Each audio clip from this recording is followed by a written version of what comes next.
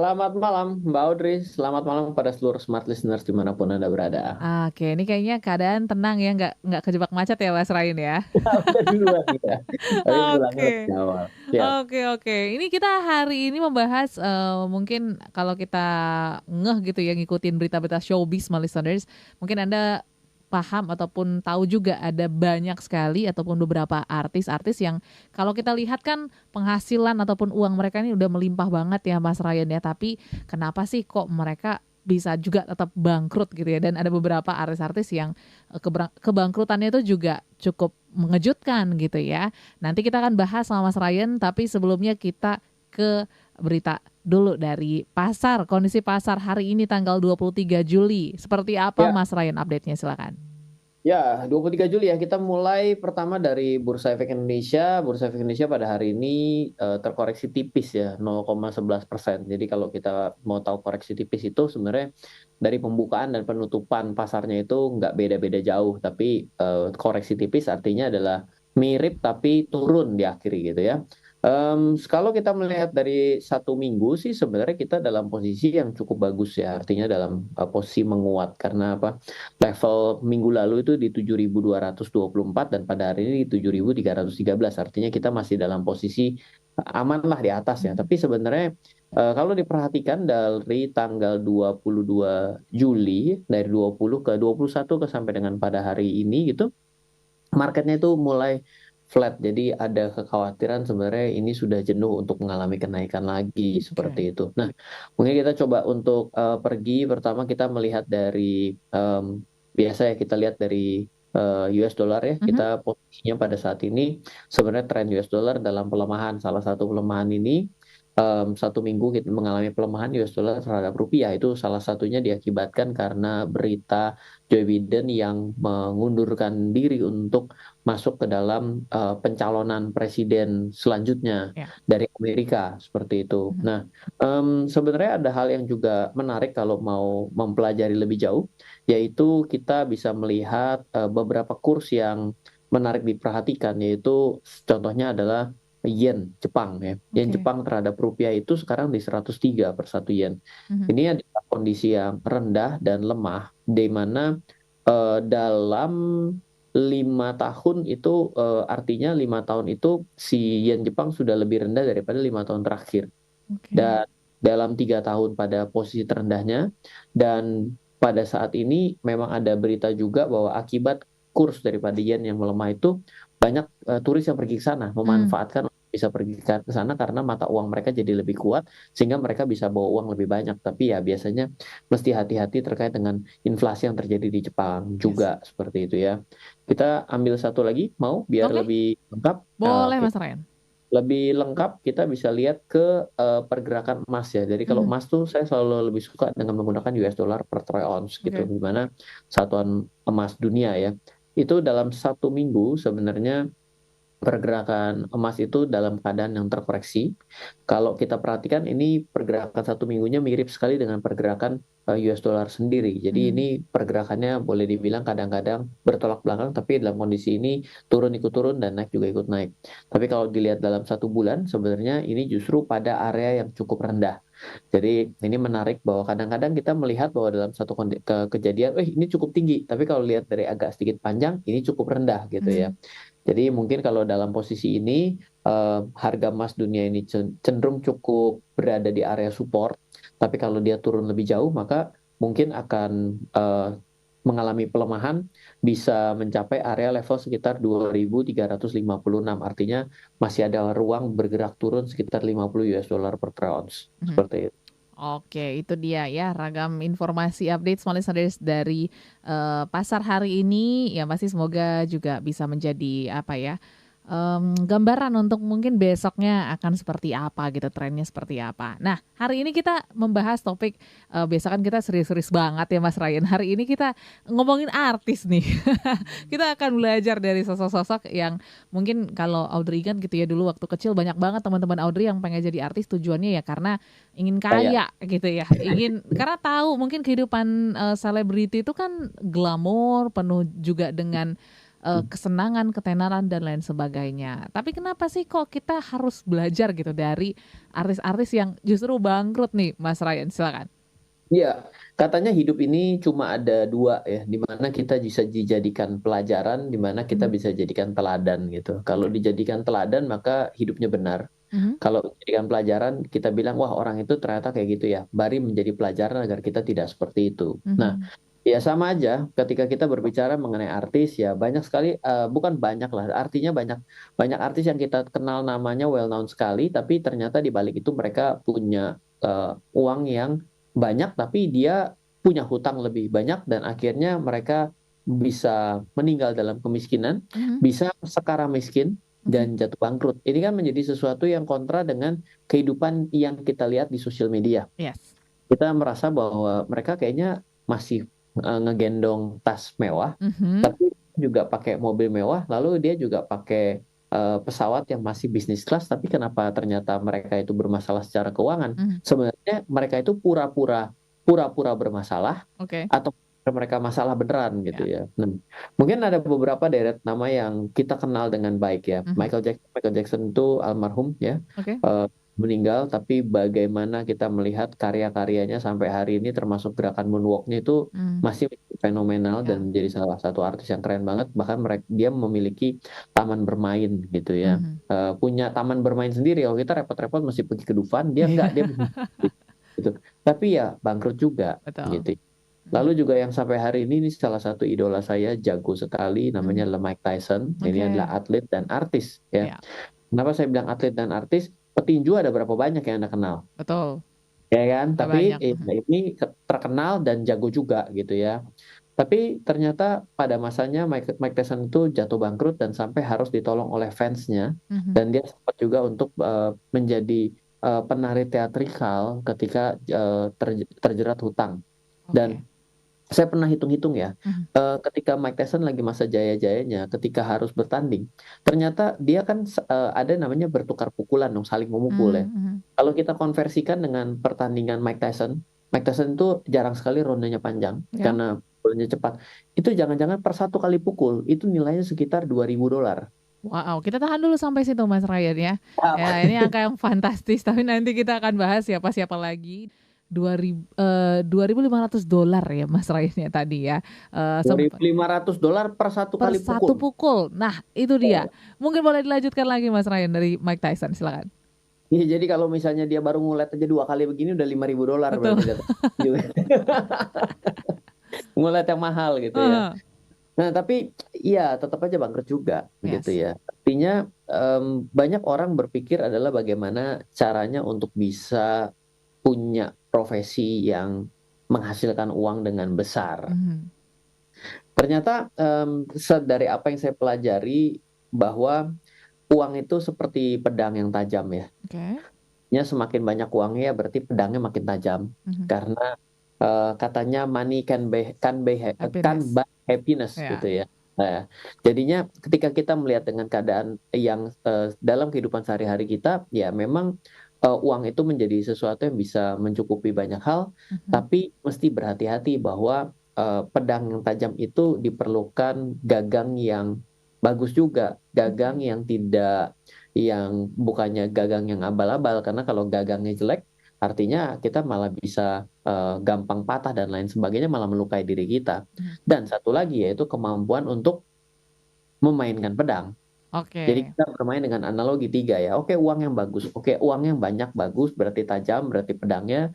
Tapi di satu sisi perlu gagangnya, lalu juga punya kemampuan dan kepiawaiannya, itu menjadi sesuatu yang jauh lebih penting. Nah, ketika kita berbicara dalam kehidupan kita sehari-hari ya, kita menjadi seorang yang pertama, hukum dari saya adalah saya percaya bahwa tidak ada profesi yang jelek. Oke. Tapi nggak usah terlalu pusing dengan, "Waduh, saya nggak jadi artis, maka saya nggak banyak uang." Mhm, Belum tentu juga semua artis itu banyak banyak duit. uangnya ya. "Duh, saya nggak bisa jadi dokter, makanya saya nggak punya duit." Nah, belum tentu juga semua Mhm, dokter jadi kaya, bener nggak ya? Jadi betul. artinya adalah profesi apapun itu bisa menghasilkan orang kaya. Kenapa mereka bisa menjadi baik dalam karirnya? Ya karena mereka punya cara bagaimana menjadi sukses dalam setiap karir. Mhm, Itu silahkan banyak sekali para pembicara di Smart FM yang jago-jago untuk membicarakan smart branding dan smart yang lainnya Ya. seperti itu ya. Nah, lalu kita bicara lagi adalah kalau dalam kita mendapatkan uang, sebenarnya ternyata dibagi menjadi 3 kategori orang ketika menyikapi uang itu datang. Yang pertama katanya golongan orang miskin. Oke. Golongan orang miskin itu katanya adalah ketika dia dapat uang, uangnya habis untuk biaya kehidupan sehari-hari. Ya, jadi dia habis ya. Jadi ketika dia dapat uang 5 juta, maka dia untuk bayar ini, bayar itu, bayar ini, bayar itu, bayar ini, bayar itu, akhir bulan 0. Yes. Jadi Ulang dianggap lagi ya. oh ya, kembali Aha. lagi. Nah, masalah di sini kayak gini adalah dia akan menjadi miskin pada waktunya sebenarnya. Kenapa? Karena di suatu hari, suatu saat dia tidak mampu bekerja, maka dia hilang pendapatannya, maka disitulah dia menjadi orang yang miskin katanya. Oke. Ini adalah kata-kata banyak orang yang disebut ini adalah kategori orang miskin. Nah, lalu yang kedua itu istilahnya dari banyak orang dikatakan namanya middle income trap, yaitu adalah pendapatan menengah tapi ada jebakannya seperti itu ya, jebakan dari pendapatan orang yang mendapatkan pendapatan menengah. Kayak apa tuh Ryan ya? Ini orang seperti ini adalah dia punya uang. Nah, begitu dia punya uang, dia itu bisa berhutang. Lalu dia membayarkan kehidupan dia sehari-hari dan apapun yang dia miliki dan dia beli itu dia harus lewati hutang terlebih dahulu. Oke. Sehingga dia bisa mendapatkan sesuatu yang lebih besar. Ya dong, kalau saya mungkin membeli secara tunai, saya mungkin beli rumahnya kecil atau bahkan nggak kebeli. Tapi ketika saya bisa menggunakan hutang, berarti saya bisa tiba-tiba mampu membeli rumah. Sebenarnya dalam bahasa kerennya orang itu adalah orang yang bisa menggunakan leverage atau daya ungkit. Ya, daya ungkit bank. Ya kan, kemampuan saya digaji 5 juta, saya bisa pinjam bank 500 juta. Berarti kan ada pengungkit yang besar sekali di sini. Nah, yang repotnya adalah ketika kita merasa bahwa hutang itu bisa membantu hidup kita, maka kita apa-apa kita utangin. Ya, ini adalah salah satu resep katanya orang akhirnya bisa punya barang. Sebagai bilang seperti itu, Mbak, saya ini kalau nabung nggak bisa. Tapi kalau saya itu berhutang, saya tiba-tiba bisa bayar. Saya jadi orang yang disiplin. Iya, jadi memang hidup ini harus banyak tekanan agar dia bisa punya kedisiplinan. Jadi aneh sekali gitu ya. Nah, kalau dia dalam keadaan biasa-biasa, dia tidak punya. Makanya kalau kekurangan tekanan dalam hidup, berhutang yang banyak. Ya, kalau lebih kurang lagi tekanan dalam hidup, berhutang yang banyak dan menikah yang banyak. Tambah banyak tuh tanggungan hidup, maka malah mungkin dia akan menjadi sangat semangat. Tapi hati-hati di poin seperti ini. Kita berpikir seperti ini berarti menyebabkan kita sebenarnya memborgol masa depan kita.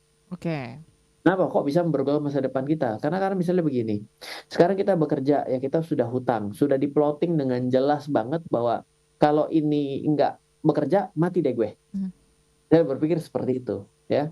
Tiba-tiba dia dapat tawaran pekerjaan yang mungkin lebih prospek, ya, tapi mungkin dia belum terlalu yakin bahwa pekerjaan ini dia bisa jalan dengan baik atau tidak. Mungkin ada masa percobaan, ya, tapi mungkin income-nya kali 2, ya. Tapi kalau dia ikuti di perusahaan yang ada, mungkin naik gaji syukur. Artinya kan ada sesuatu nih. Kalau saya stay di sini, naik gaji syukur, tapi saya aman. Karena cicilan saya aman.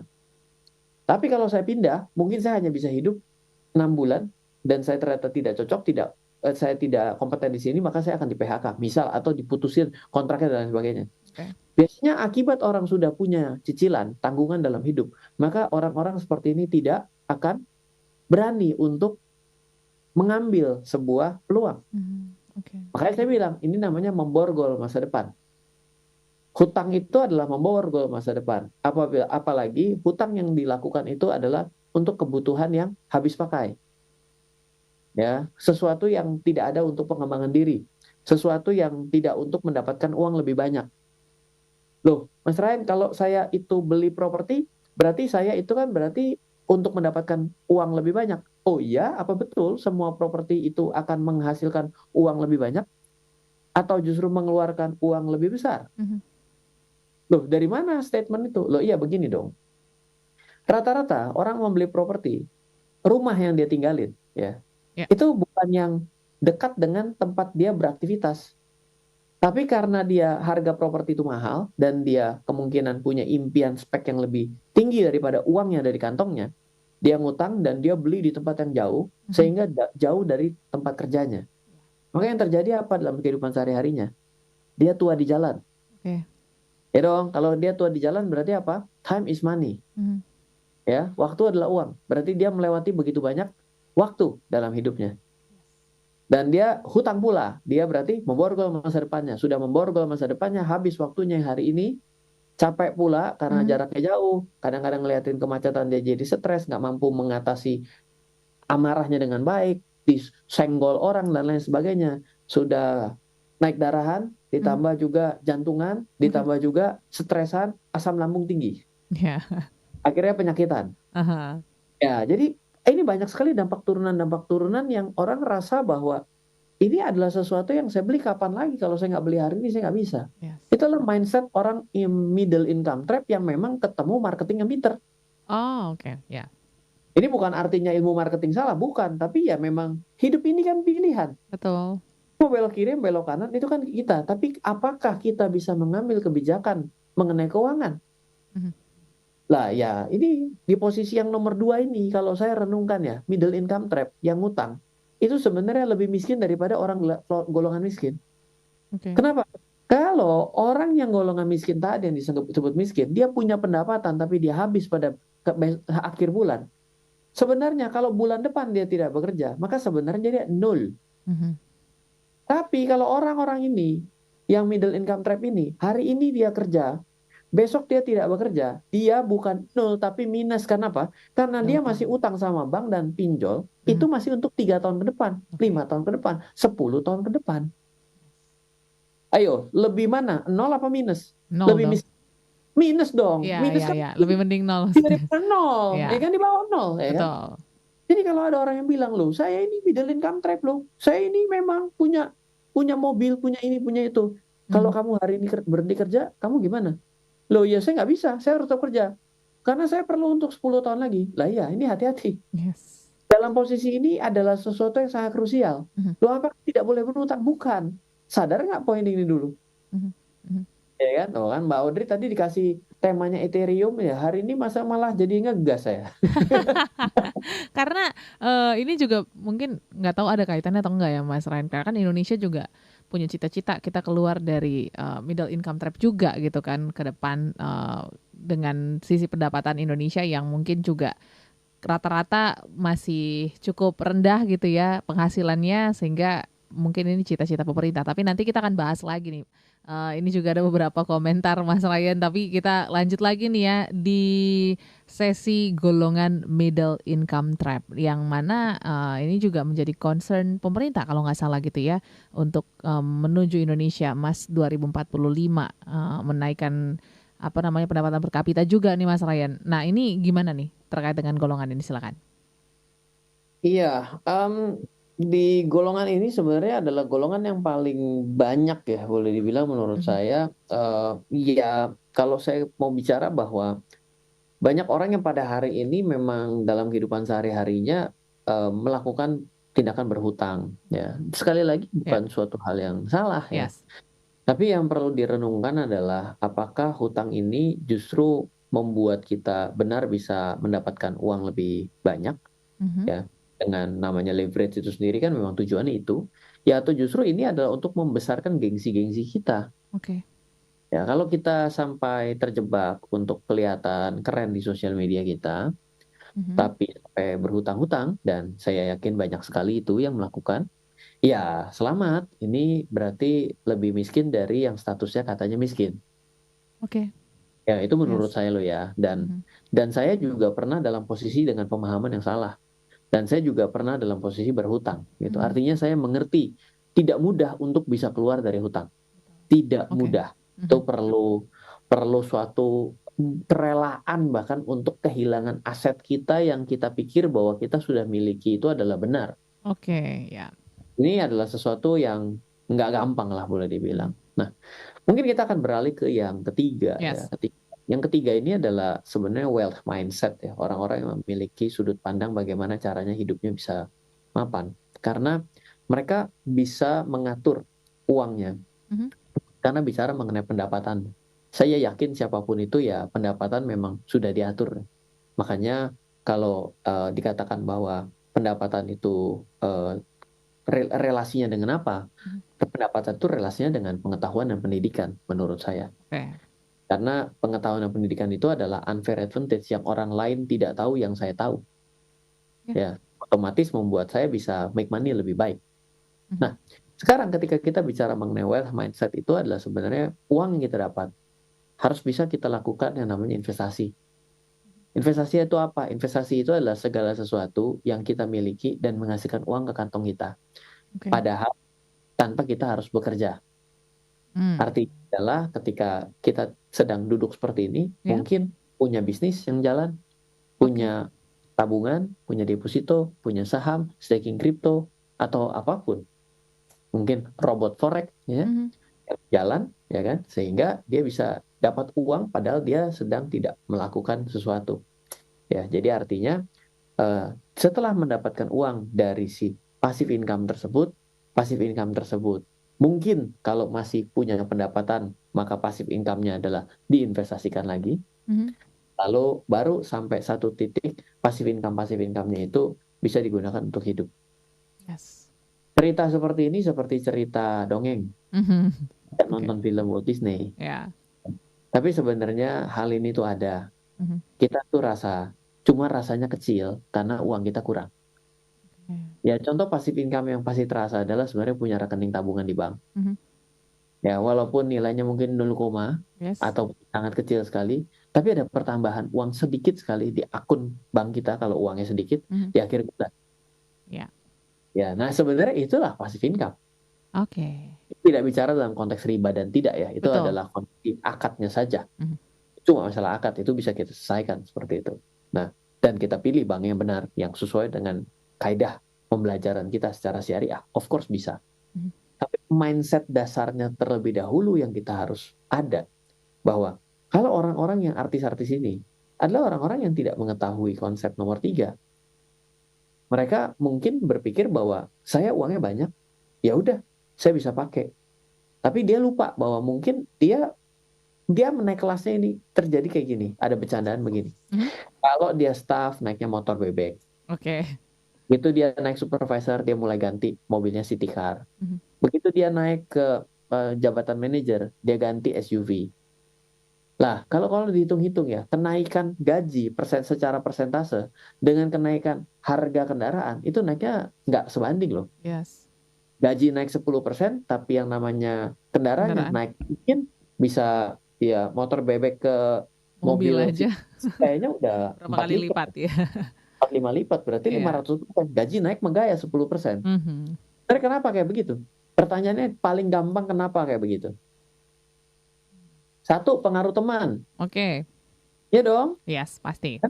Pengaruhnya apa? Karena gengsi aja. Ya, masa. Dan naik jabatan. Masih naik motor bebek. Naik motor bebek kayak orang miskin. Lah emang miskin sebenarnya. Emang masih orang baru kemarin kok. Yes. Baru naik jabatan, ya mana mungkin hari ini udah terima duitnya, bener nggak? Iya, iya. Iya. Sebenarnya karena apa? Karena kita ngelihat kondisi yang ada di luar, di mana apa yang kita lihat belum tentu adalah kondisi yang sebenarnya. Iya dong. Ada orang yang sampai rela-rela hati loh, pakai handphone iPhone itu di kantong itu sampai dikeluarin loh, jendol 3 kelihatan gitu ya Mas ya. Iya. Saya sampai kagak habis pikir kenapa sampai begitu banget, gitu ya. Iya. Iya, itu yang terjadi dan ngeri sekali. Artinya ya kalah di gengsi. Betul. Kita takut ya kan untuk melihat kenyataan. Ya selama kita tidak mampu melihat kenyataan, ya memang kita berarti hidupnya di dalam impian. Oke. Jangan-jangan doang. Yes. Ya, mungkin seperti itu dulu ya. Oke. Nah, ini juga ada respon-respon yang unik-unik ya Mas, melihat mungkin fenomena juga yang ada di sekitar. Kemarin itu juga sempat heboh nih dari Mas Arjuna di Bogor ya. Sempat heboh banget Mas Ryan terkait dengan sewa iPhone, terus juga sewa motor, bahkan sewa lanyard BUMN katanya gitu ya, hanya untuk menampilkan lifestyle ataupun kehidupan. Mungkin ini berkaitan dengan gengsi juga ya, yang kayaknya kalau dipikir-pikir agak nggak masuk akal sebenarnya, tapi realitanya ada nih Mas Ryan ditemukan gitu ya. Ya. Selanjutnya lagi kita ke Ibu Cindy yang ada di Jakarta Barat. Selamat malam. Kalau ngomongin tentang artis sih Mas Ryan, aku keinget salah satu aktor favoritku Johnny Depp juga sempat katanya bangkrut ya karena juga kecanduan minum. Terus Mm-mm. juga padahal filmnya luar biasa box office gitu ya, Pirates of Betul. Caribbean gitu. Tapi memang rasanya kalau seseorang tidak bisa mengelola keuangan akan bangkrut juga gitu. Jadi penting untuk mengelola keuangan gitu ya. Dan satu Ya. lagi dari oke, aku pilih dari Karawang ya, dari Mas Amrullah.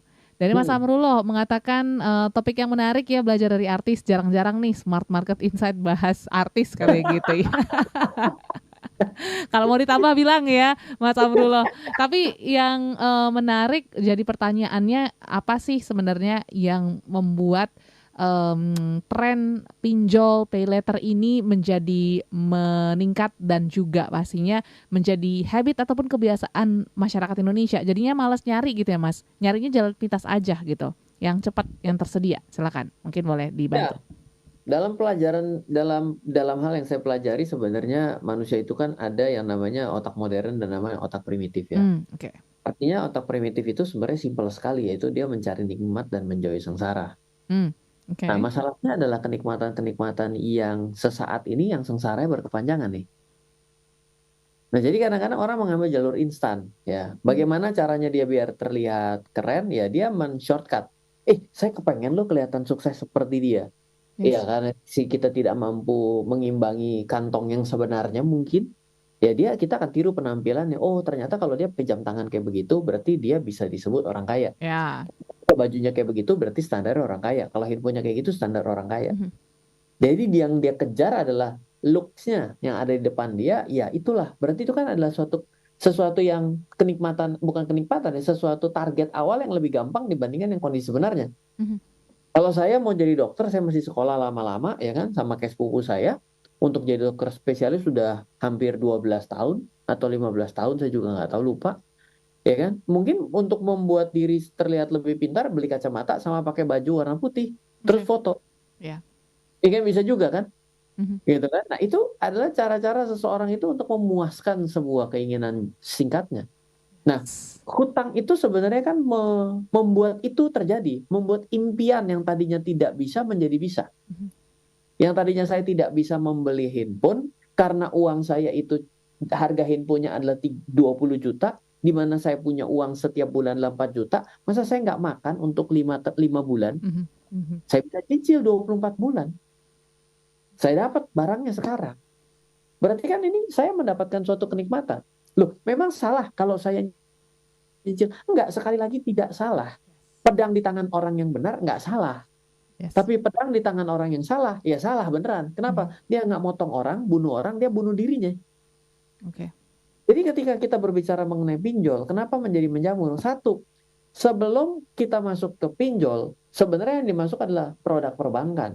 Mhm. Produk perbankan konvensional, pinjaman modal kerja, pinjaman dengan agunan. Tahu posisi ini menjadi semakin selektif, maka turunlah ada produk kartu kredit.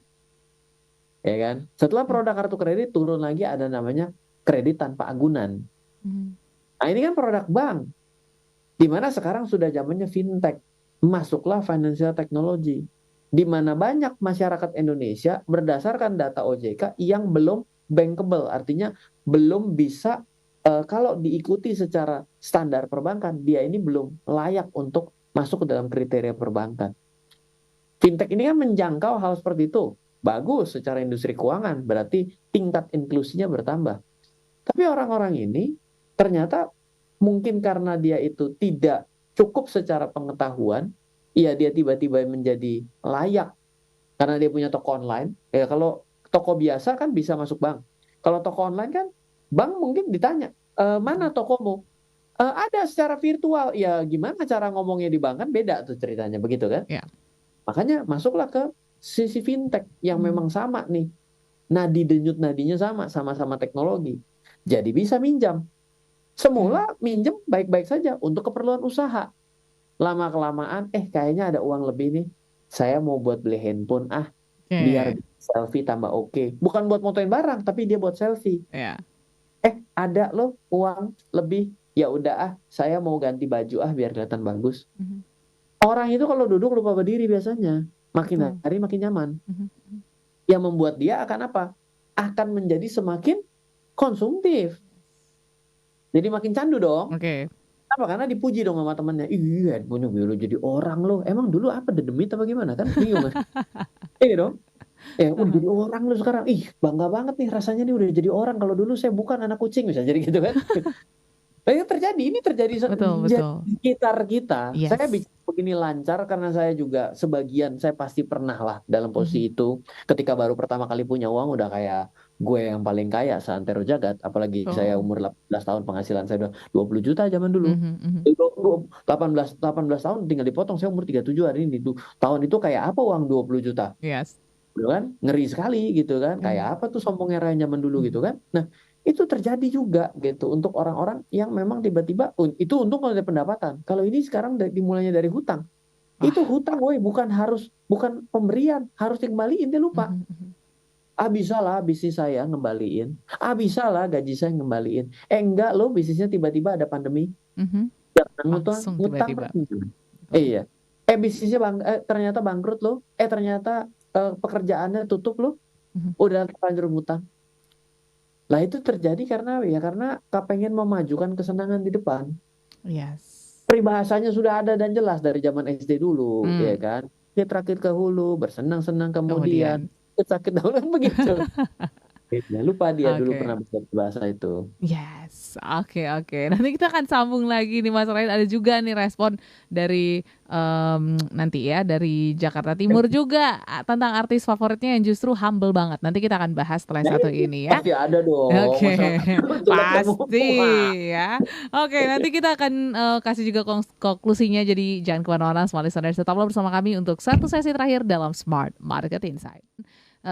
Dari teman-teman yang ada, ini dari Ibu Rahel ya.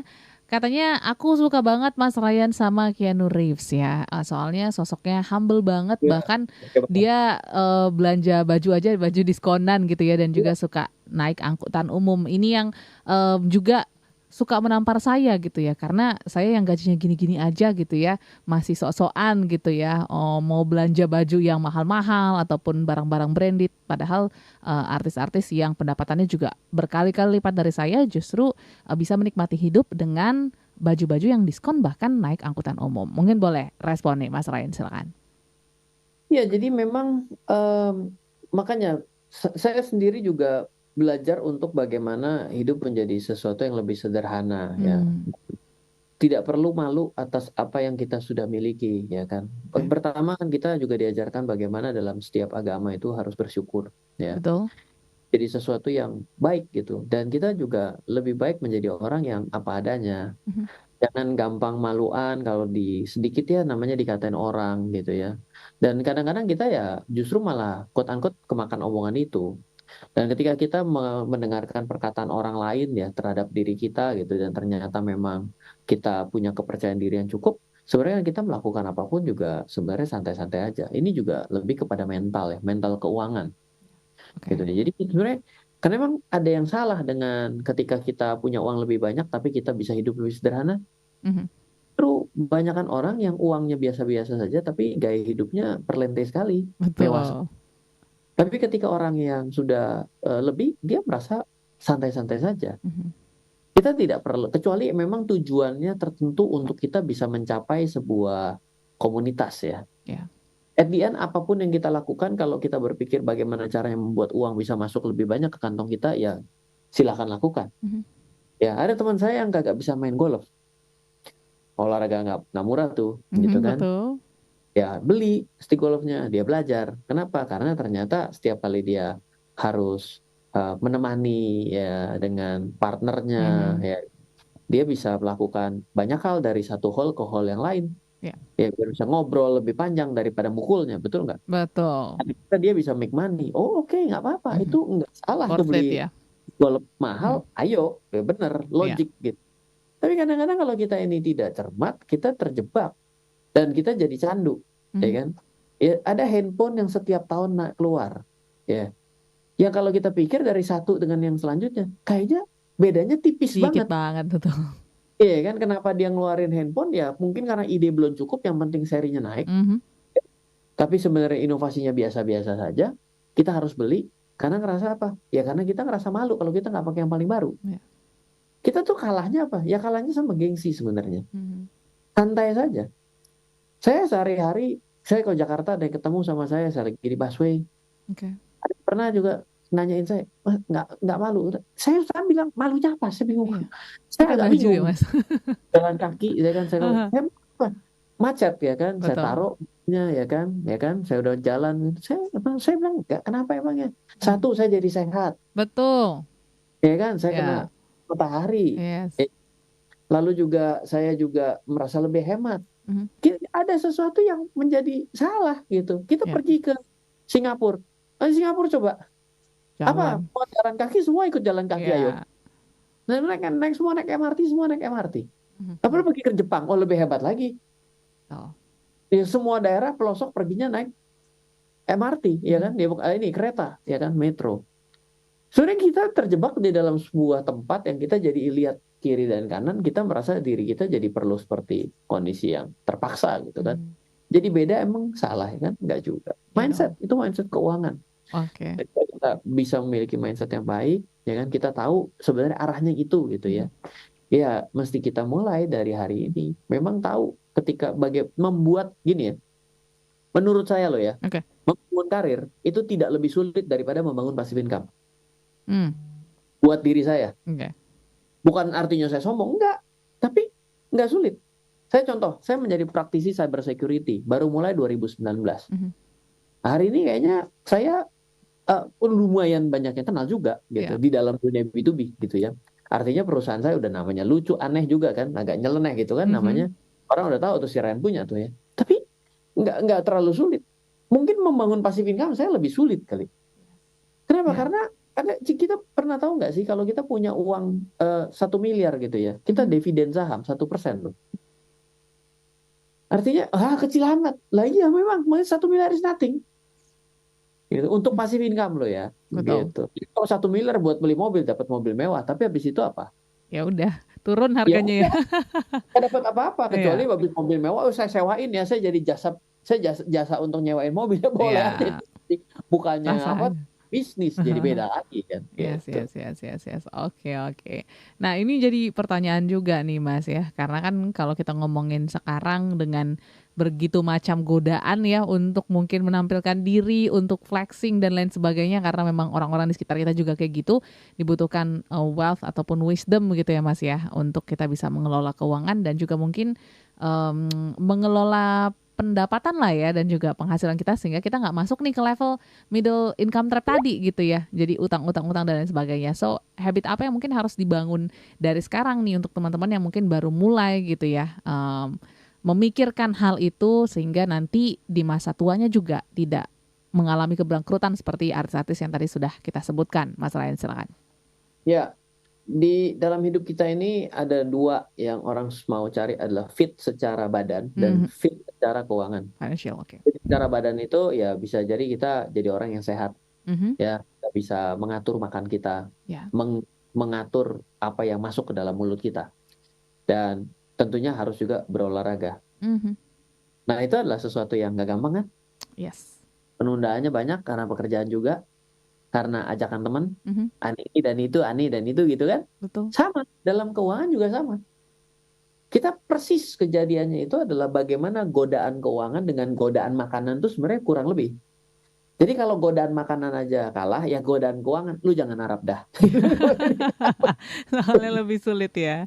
Ini susah Aha. lagi gitu. Yes. Jadi ini sesuatu ya kita masih bisa merefleksikan, aduh, saya gimana ya bisa mulai sadar ya, oh pendapatan saya dengan pengeluaran saya, gedean pengeluaran, wah ini bahaya, Mhm. udah pasti. Ya, ya. Dan diselesaikan dengan hutang, sudah pasti. Pendapatan setara pengeluaran, jangan santai-santai aja. Mhm. Pengeluaran naiknya inflasi, pendapatan naiknya di bawah inflasi. Betul. Kalau pendapatan naiknya di atas inflasi setiap tahun, perusahaannya bangkrut. Yes. Artinya kan kita harus bisa ngerem lebih banyak, ya kan? Artinya adalah jangan salah ya. Bagaimana cara hidup sehat di kantor diajarin sama kantornya loh. Karena apa? Karena nggak kepengen karyawannya sering-sering sakit. Betul. Tapi nggak banyak kantor yang ngajarin bagaimana cara ngelola keuangan Keuangan. dan juga sadar investasi. Ya. Kenapa? Karena masih banyak kantor yang berpikir kalau dikasih tahu saham, main saham nih tiap hari nih, pencet Mhm. terus di layar, nggak Nggak kerja dia. produktif ya. Iya benar. Oh, oke. Saya ada satu kantor di dekat saya itu ngajarin harus jalan kaki berapa 2.000 langkah, 3.000 langkah itu Mhm. harus dicatat loh. Oke. Ya, masuk aplikasi gitu ya Mas ya. Ya, saya Mhm. tanya, diajarin nggak ngatur keuangan? Oh, enggak mas, enggak lah. Diajarin investasi? Enggak mas. Saya penasaran nih orang kok jalan kaki kayak hamster keliling terus. Kalau setelah istirahat, udah 2 kloter saya lihat ini deh, saya yang Ya. salah. Dia bilang, Mbak emang ngapain sih Mbak? Itu saya harus, kalau enggak saya kena denda mas. Mhm. 10.000. Lu kan lumayan, kalau 20 hari kena semua. Saya harus kena jumlah langkah. Oh I see. Harus investasi nggak? Ya enggak lah. Kelola keuangan? Ya nggak diajarin lah. Beli saham? Ya enggak lah. Ah, menarik saya bilang. Yes.